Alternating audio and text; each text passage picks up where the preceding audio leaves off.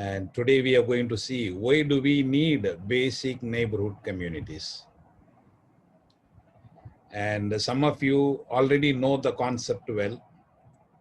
And some of you have already heard Edwin speaking yesterday about basic neighborhood communities. Now today we will see for 15 minutes, little more elaborately, why do we need these basic neighborhood communities? Now, if we, in the larger society, always there is a system of governance. And every country is governed by a particular system. And most of the countries in the world is governed by a system called democracy. Now, democracy, all of us know very well. And there is a very brief three-line explanation about democracy: by the people, for the people, of the people. But in reality, this democracy has utterly failed, at least in the larger countries like India, US, Britain and all. India is considered to be the largest democracy in the world. And US is considered to be the best democracy in the world. And Britain is considered to be the oldest democracy in the world. But we see past years how this democracy has failed, especially in these three countries. There is election, new members are elected, new government is formed, but has the aspirations of the people met? And in democracy, people do not have any right whatsoever except voting once in 5 years or 4 years. Otherwise, in between the voting, people do not have any power at all. They cannot even speak what they need. Their needs, their needs about their livelihood, they cannot. Leave alone about their rights and human rights, that rights and this rights. Even if they are hungry, they cannot raise the voice saying that we are hungry, we need food. And there is no one to listen to us. We elect our representatives and send it to the assemblies and or the parliament. But what happens there? The representatives do not speak for us. On behalf of the people, they don't speak. They speak for their political parties for which they belong to, or they speak for anything which their party stands for, not for the people. And we've been seeing it. And that's why it is said democracy has failed. And experts in the recent days, they go to the extent of saying that democracy has become a conspiracy. And it is proved number of times that democracy has become a conspiracy against vast majority poor, or the minority, or the marginalized. That's how it is being. Now, if people do not have a platform to raise their voice, see, they cannot go to the parliament. Already they have sent their representative there. They cannot go there, and they are not permitted to talk. Then where are they going to raise their voice? Where are they going to say this is what we need? They don't have a platform. So that's why we say every neighborhood should have a platform. And we also used to say that the parliament should not be in a place where people cannot have access, but it has to be established in every neighborhood, and we call it neighborhood parliament. But in today's context, we are not going to use the word parliament very much, but we will be using the basic neighborhood communities. And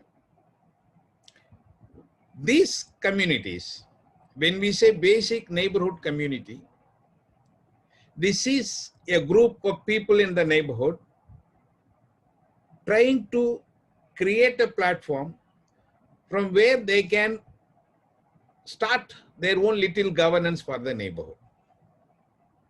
Governance here means discussions among them, deliberations among them, making decisions for their problems, passing resolutions, and implementing the decisions what they have done, and evaluating and monitoring the implementations. This all takes place, and this whole process is called the governance. And when we say governance, this is what takes place everywhere, in every group of people. It may be an organization, it may be a company, it may be a government, or it may even in a families. It happens. So here, these neighborhood people come together to take charge of the governance of the day-to-day life of the neighborhood. Why we say neighborhood? Neighborhood is the place we find all the problems existing. When we say any particular problem, it exists in a particular neighborhood. And in fact, we can say that it starts from the neighborhood. So people from the neighborhood have to come together to ensure that these problems which emanate from the neighborhood is found solution for. Otherwise, the people have to live in a perennial problematic society. And what do? Coming together. And the number of the size of it, the number of it, and all that is explained already yesterday. So I am not going to go back very detailedly in this talk. So they come together, neighborhood of say about 25 to 30 families. And everyone has to be a member in that, irrespective of their caste, religion, beliefs, faith, or social status, economical status, whether they are poor or rich, or even gender, male or female, or third gender, whatever it is. Anyone who lives in a particular neighborhood becomes part of this platform called basic neighborhood communities. And after coming together, they elect their own representative, people for each problem, to be responsible for each problem. Each one will be elected as a responsible for any particular problem. And we call, in our terms, in neighborhood parliaments, we call them as ministers. So everyone is elected as a minister for whatever problem they identify in that particular neighborhood. There may be poverty. Definitely there is poverty everywhere except in the elite neighborhoods where affluent people live. Otherwise, poverty exists all over the world. Then we have health issues. However rich they are, health issues are there. When we say health issues, we talk about physical health, mental health, emotional health, and moral health. Then education, it's common to everyone. Then employment, source of income. It may be employment, or it may be a problem of self-employment. Then there are problems against the children. There are problems which the youth face. Then gender discrimination and problems against women. Then the elderly people, the old people, having no care at all. In some of these communities, we have a very, very pathetic situation of the elderly people. They are just dumped in the orphanages or home for the aged. Nobody cares for them. Then there are various other issues which is common to everyone, like road and transport, electricity, that and this, public distribution system, or even housing requirements, or whatever it is. Now, these members in the neighborhood will be elected. Each one will be elected as a minister for a particular problem. So to be very little more elaborate, there will be a prime minister. There will be a Parliament FA minister who calls for the meeting and keeps the records of the minutes and resolutions and things like that. And there will be a finance minister who ensures that there is no poverty in the neighborhood. And there will be a health minister who ensures that every member and family members in that families live a healthy life. Then we have education minister to ensure that everyone gets the adequate education facilities needed. Then we have employment minister to ensure that everyone gets some income or other by employment, by means of employment or by means of self-employment, whatever it is. Then we have minister for child welfare, then minister for youth development, then minister for gender equality and women's safety and women issues, then elders care minister, minister for destitutes and disability concerns, people with a disability. Then there will be minister for road and transport, and there will be minister for electricity. There will be minister for so many things. Whichever there is, whichever they find a problem, for every problem there will be a minister. Especially eradication of corruption, eradication of divisiveness, hatred, violence, peace building, talent development. That each one will be elected minister, and everyone will be elected as a minister. There won't be an ordinary member in the neighborhood community, so that everyone is responsible for something or other. So after the election, they conduct their swearing in of the ministers in front of the whole community. And in this, for this, the elected leaders will be invited. Elected leaders, when we say the local panchayat president, ward member, or the MLA or MP, whoever is elected, and government officials will be invited. Officials at various levels, at the block level and district level offices of various departments, and even judges or magistrates can be invited for the swearing in, so that everyone knows that there is a system of neighborhood community network, neighborhood communities existing with a systematic functioning, so that when these people, when these members, these ministers approach the elected leaders or approach the government officials, they can get their things done, their needs done, their voices heard. So they become part of it. And yesterday, Father was explaining about the convergence. That's very true. So this is what we call convergence.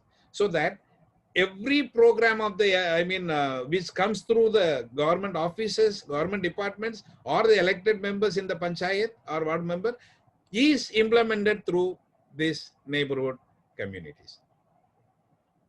Because after all, it reaches where? It reaches the neighborhood people. So when it is implemented, any activity is done through the neighborhood group, it becomes fully functional, fully satisfactory. Now you know that the former Prime Minister Rajiv Gandhi said, if 100 rupees is allotted for the benefit of the people, only 1 rupee reaches the benefit, the beneficiary, which means 99 rupee vanishes in thin air during the travel from top to down. See the tragedy.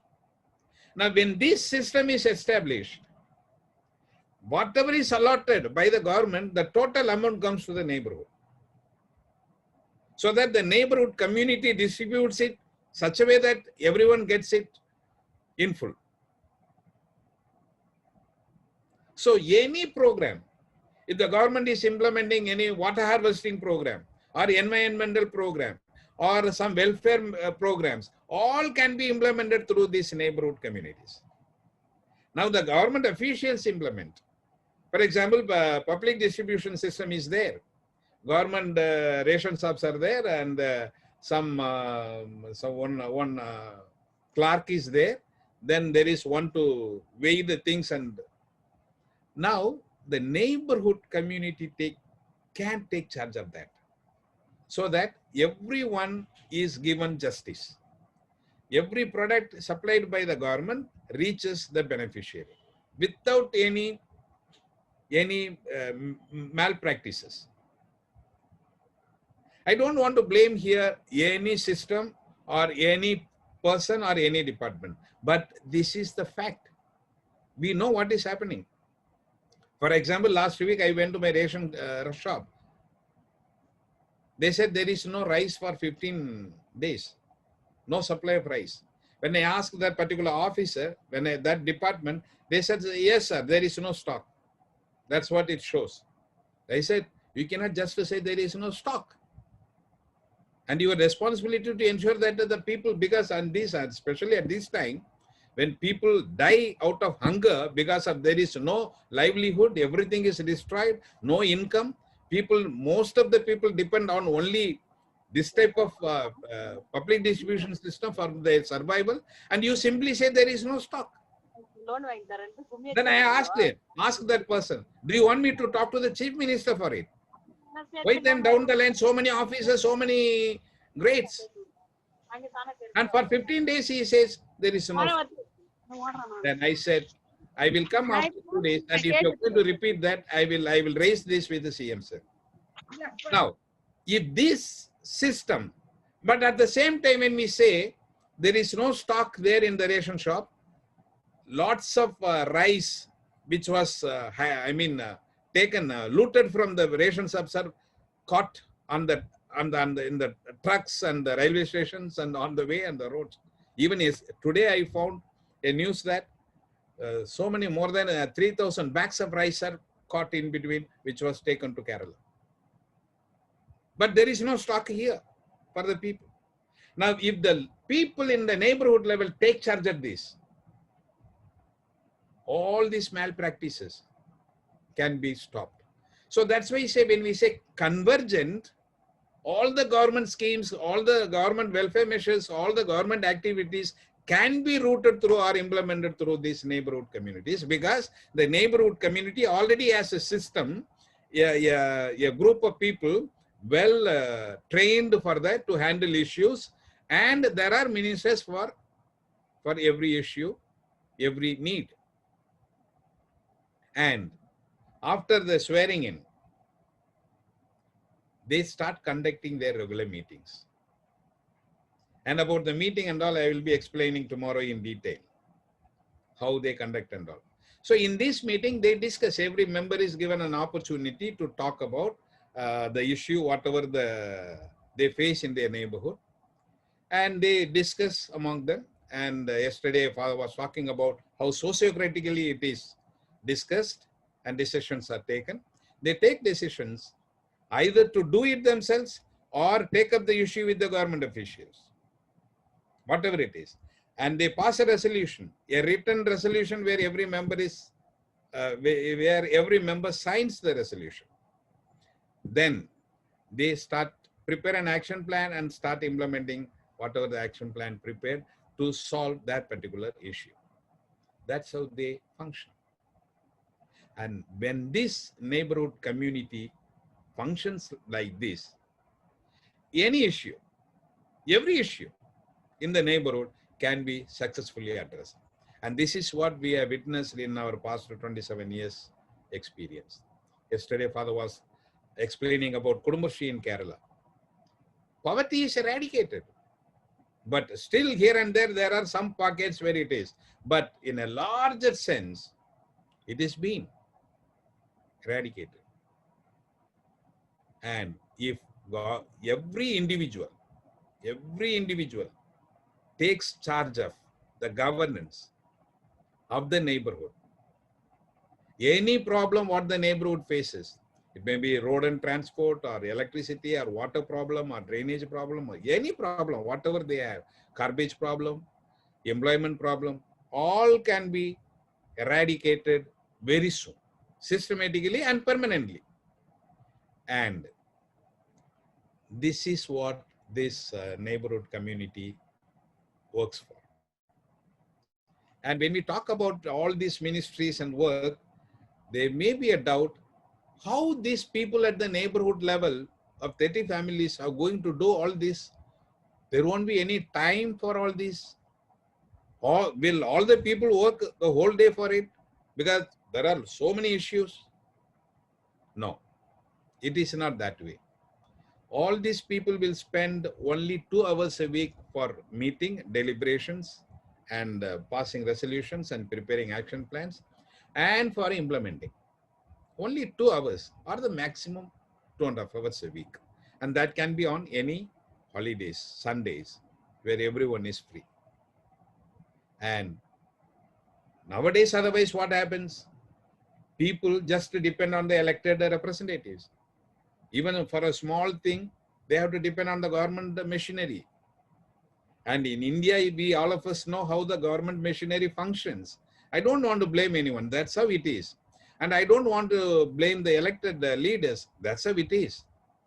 So instead of blaming them or expecting that somebody else will come and do my work, we say, we ourselves take charge of it. We ourselves contribute our time and talents and skills to solve the problem. For example, if there is a water problem, there is a broken pump. For example, there is a broken pump or the broken pipeline in the neighborhood. Now, to repair it, it may take about 300 or 400 or 500 rupees or even 1,000 rupees. But what happens? We wait for the corporation or the panchayat system to repair that. And the panchayat system will say, we don't have money to repair that. They don't have that 1,000 rupees because for them, any money allotted for that only can be spent. They cannot spend that money for something else. So they have to get a special fund for this. And if there is no any specific fund for repairing the pipeline, they will not do it. And all the water will go waste and it will not reach people. It is question of only 1,000 rupees. And whereas in the neighborhood, when the system is built, the neighborhood community can come together and discuss, okay, so much water is being wasted and we are not getting the supply. So let us repair ourselves. For everything, of course, government is there to do the things for us. But the system is built, the hierarchical system is built that it cannot do faster.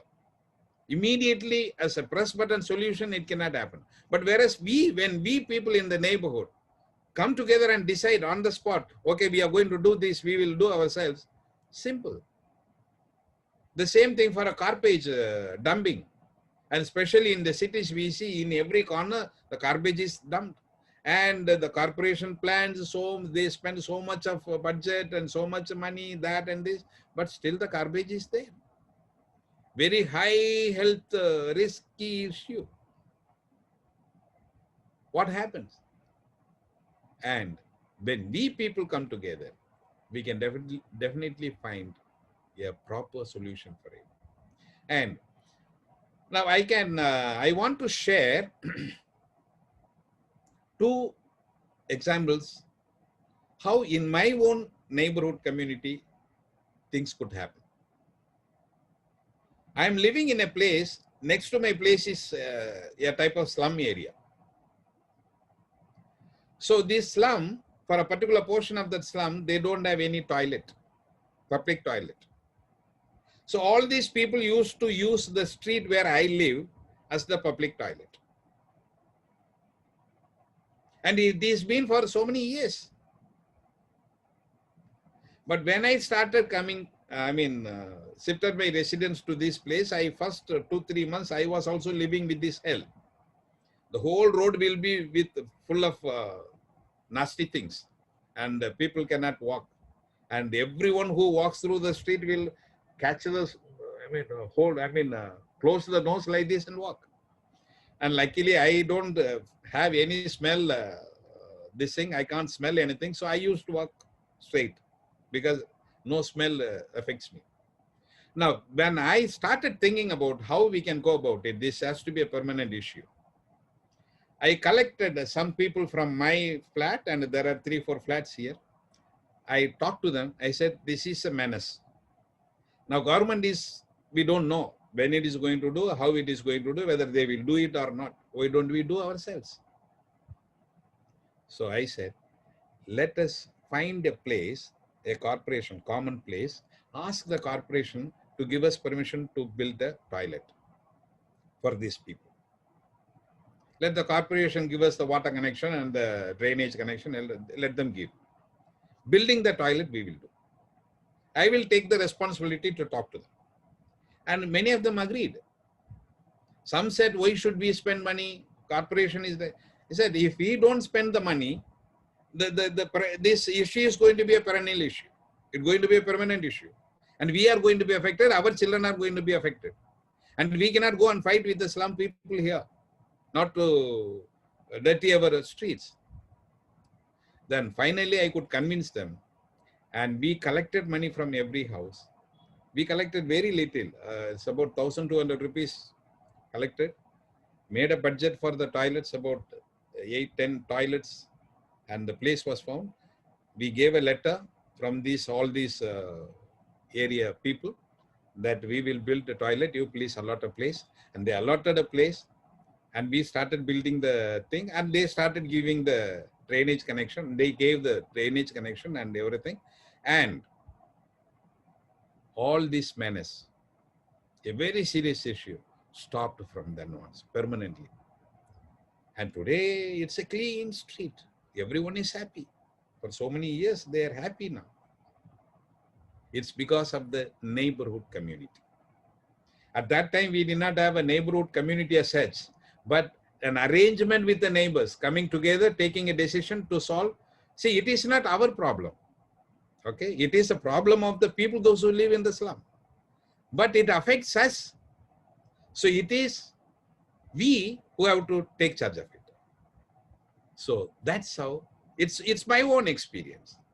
So from then onwards, I started thinking very seriously that when neighborhood community comes together, they can do wonderful things. They need not wait for somebody else to do to solve their problems. And another important experience, it was in 2015 when Chennai faced a flood. In my house, below my flat, the water level was up to the chest. Now, because it was raining continuously for 3-4 days, I had my grandson, 1-year-old grandson. Because of this erratical weather, he got cold and severe cold. And we are trying to get some medicine, local medications, that and this we tried, and nothing could happen. And in the evening, the fever increased. So we were trying to reduce the fever by all these, putting water here and all that. So many things we tried. But around 11 o'clock at night, he got fits. High shivering fits. And we found that he is singing. Within another 20 minutes, he has to reach the hospital. Otherwise, we will miss it. Now I phoned 108, emergency. 108 people attended the phone and said, no vehicle can move. Everywhere it is big water. So we cannot take the van. And my wife and my daughter, they were all just started shouting, crying, because the child is sinking, we know. Then immediately I just knocked one of my neighbors in my own flat who had a car. He said, this is a situation, can you do something? But he said the half of the car has sunk in the water. Now how to take? But I will try, he said. He took the car, started, he told us, please you come down, bring the child, keep ready. Once the vehicle starts, you enter the car. And luckily the car started, and he did not stop the car or lower the speed, because with the smoke pipe, the water will go in. So he was he was a very expert driver also. So he was a secretary at that time in our this thing. So we went and we reached the hospital in time. And the doctor said, luckily you brought him in time. If it was another 5-10 minutes late, you would have lost the child. Now, such a serious matter. Even the government agency, government system could not help us. It was the neighborhood, people in the neighborhood. He could have easily said, they say already so much of water, the car cannot, I cannot take the car, I cannot move the car will be got stuck, car will get stuck in the thing, and there is no electricity supply, and we don't know, we cannot see the road also, it is very dark, all these problems. But he said, yes, I will do. And because of his goodwill, the vehicle started, and we reached the hospital in this thing. And of course, after he came back, the water level went very high, and then he had to send his, after everything is over, lakhs of cars were sent to the workshop. Now, these are the two experiences which has made me very strong to keep on asserting people at the community, at the neighborhood level, come as a community, as one entity to take charge of the problems in the neighborhood. Very systematically. So I can share more experiences, but due to the lack of time, I will stop with this. Now, I will go to the second topic, that is a world fit for all of us. Now, if we just sit and look back and see the situation, is this world for everyone? No. Definitely not. Rich keep on becoming richer and richer and richer. And now the earlier, before pandemic, whoever was middle class has become now lower middle class. And whoever was a lower middle class become lower class. And whoever was at the lower class has become below poverty line. Very, very, very, very, very tragic development. So it is not fit for everyone. Then how does the rich keep on reaching? Now, in India, I don't want to blame. We have lost our livelihood. We have lost our employment. We have lost our income. But Adani and Ambani have become the second and the first in Asia. They have climbed up the ladder. Adani was 8th in place. Now he is the second one. Ambani was 4th in place. Now he is the first one. How they increased their wealth where everyone was dying. So this is not fit for all the people, all of us, especially the minorities, marginalized, Dalits, very people in the periphery, very, very difficult. And gender-wise, women and transgender still face a situation that it is not fit for them. And children in the rural area, and especially poor children in the rural area. So we have to make this society, our village, our community, and the world at large fit for everyone.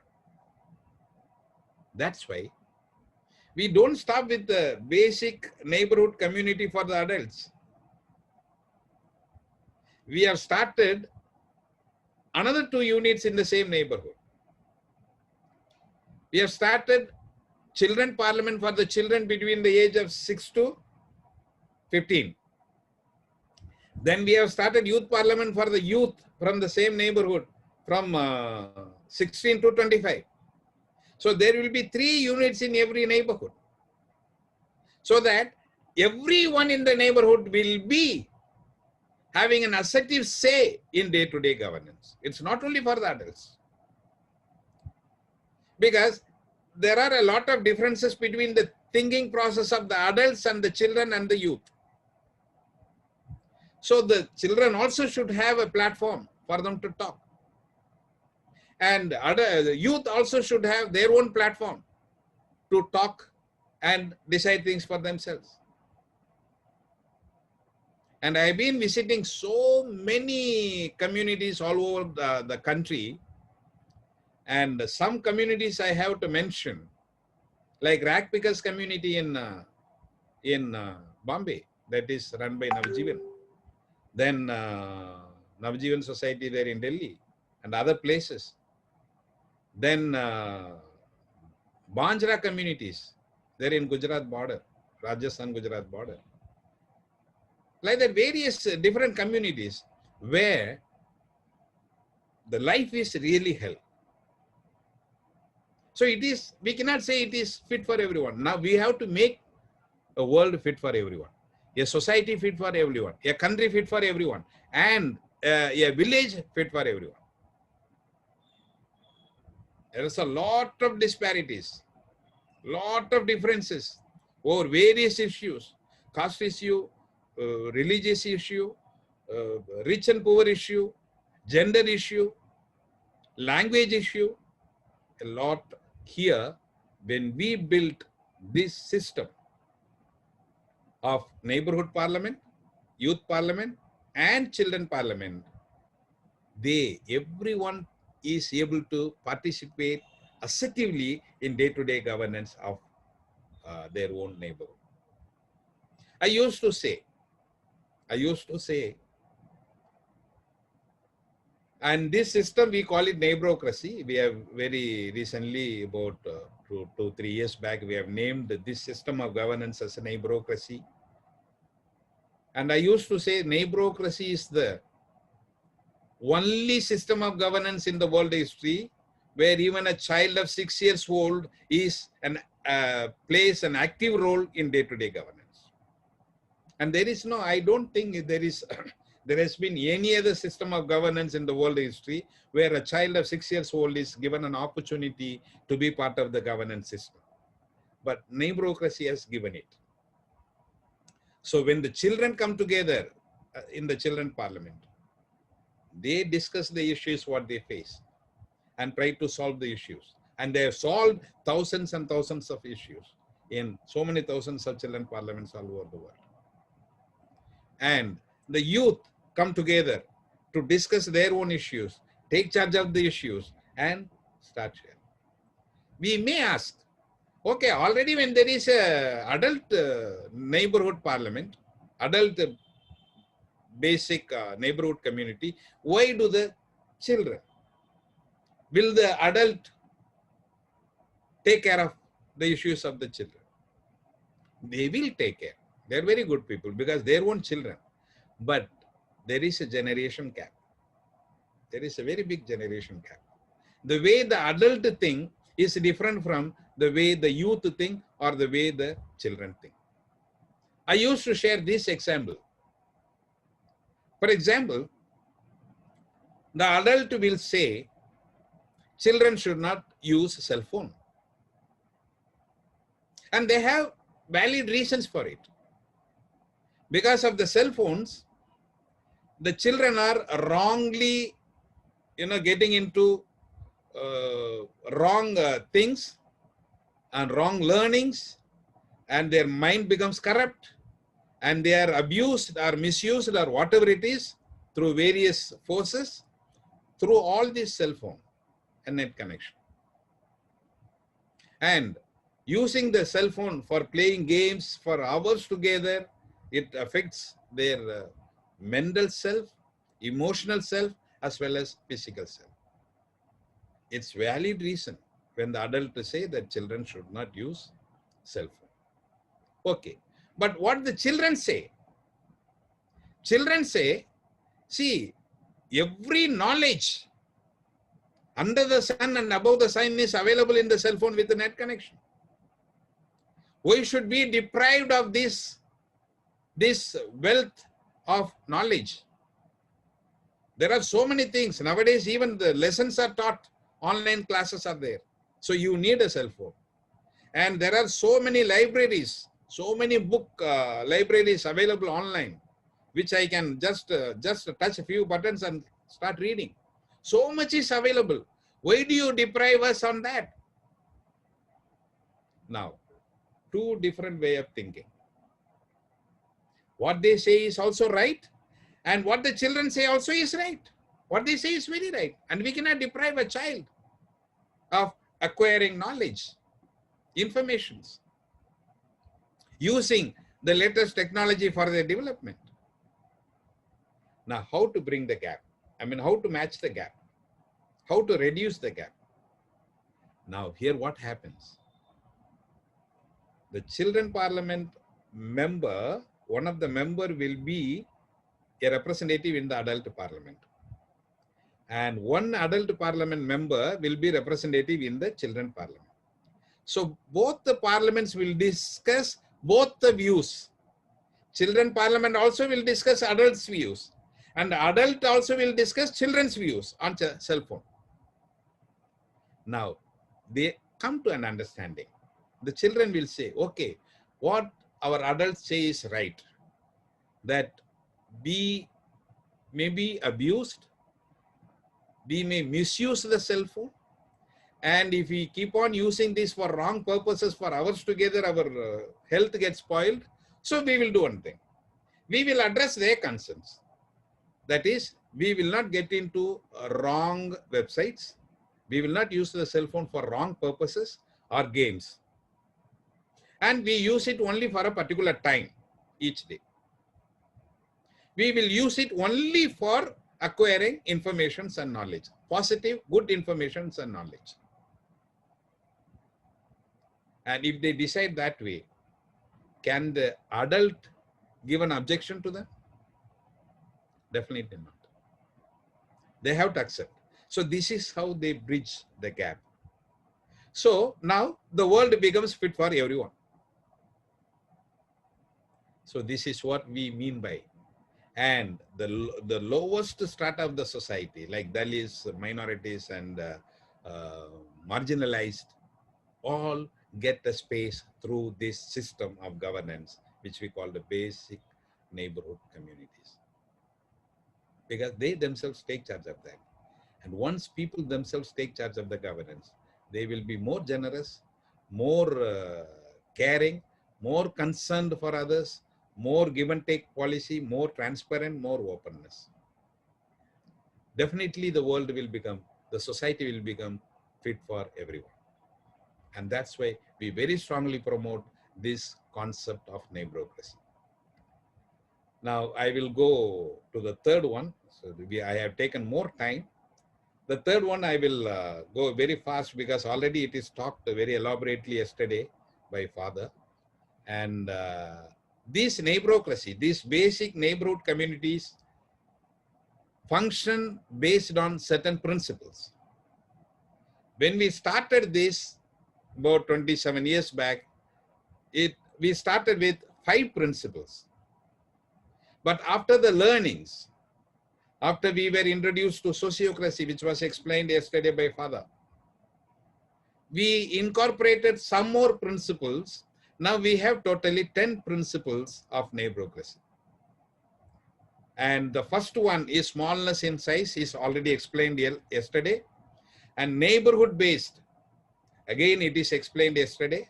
When we say neighborhood based, it is territorial, geographically fixed territory where 25 to 30 families live. Then we have a next one, inclusiveness. When we say a particular neighborhood, it includes everyone. There is no exclusion whatsoever in the name of anything.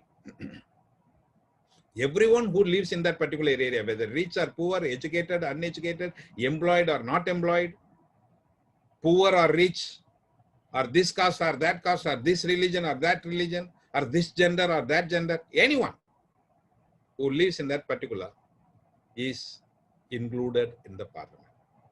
So that's what we mean by inclusiveness. Then numerical uniformity, again, yes, it was explained yesterday. Then subsidiarity. Whatever can be done by the lowest basic neighborhood community, it can be done by them only. Whatever cannot be done by them only will go to the next level of federated parliament. We call it village parliament, the next level. But whatever can be done by the lowest level has to be done by the lowest level. That's all. That's what we call it by subsidiarity. Then we have recall scope. Recall scope is one of the very innovative this thing in neighborocracy, because now in the system, existing system, if somebody is elected as a MLA, it's meant for 5 years. Even if he commits any type of crime, he cannot be recalled back. People do not have the right to recall them back.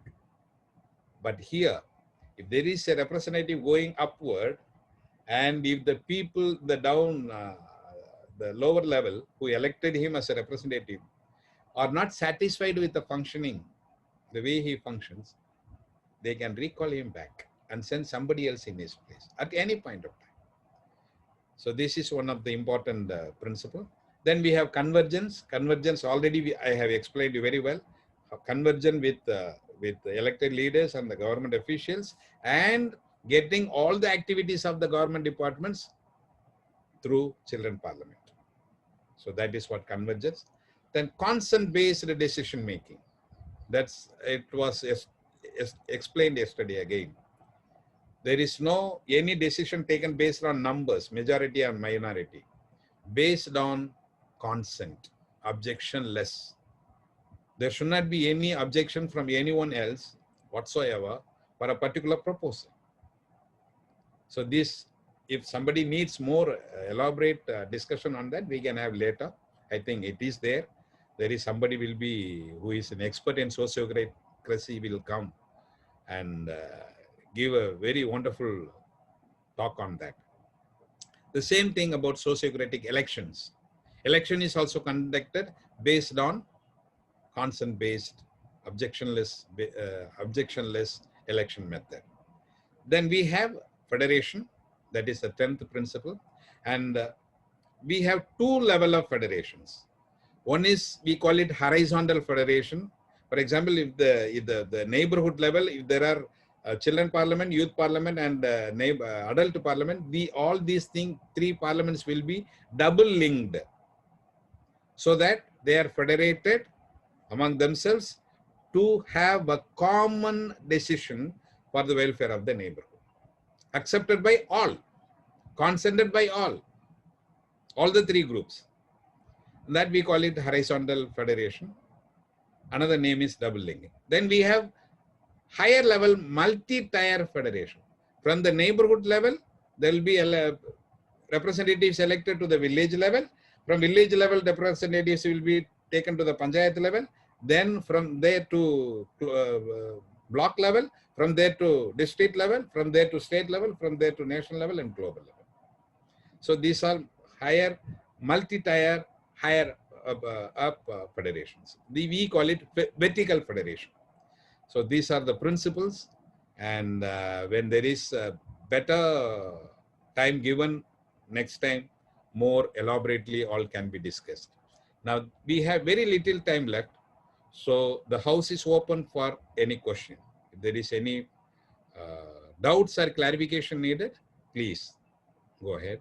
I'll be happy to share with you.